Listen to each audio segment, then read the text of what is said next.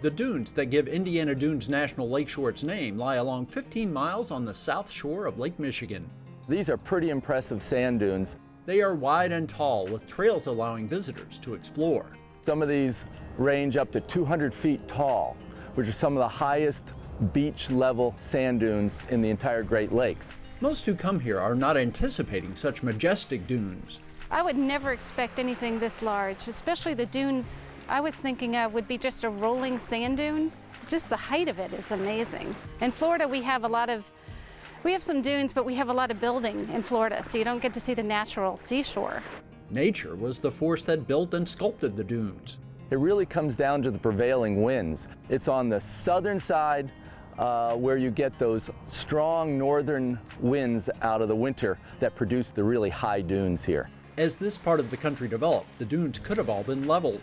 Something that we could never get back if we took it away. You know, never could return it to what it naturally was.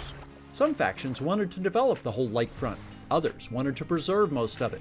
At one point, it came down to those wanting the park and those seeking to establish the Port of Indiana. A compromise was created that allowed for both the Port of Indiana to be created and the Indiana Dunes National Lakeshore. The struggle between industry and preservation resulted in disconnected parts of the park scattered on the lakeshore.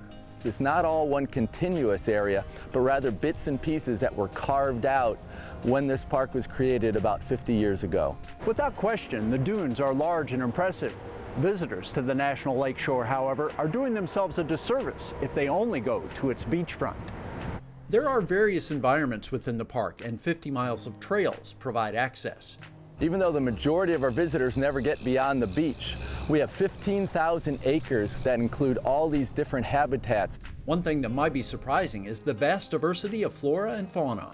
Out of all 413 national parks, we are 7th out of all those in plant species.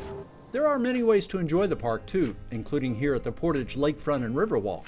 Fishing is great, just a nice spot to be in. A lot of recreation, walking trails, running trails. It's really nice. Indiana Dunes is one of those parks that is sometimes overlooked, but visiting can be a spectacular experience. They're impressed by the dune, but then when they get to the top of it and they've got the vista of Lake Michigan stretching before them and the dunes surrounding them, it is truly a moment like someone seeing the Grand Canyon.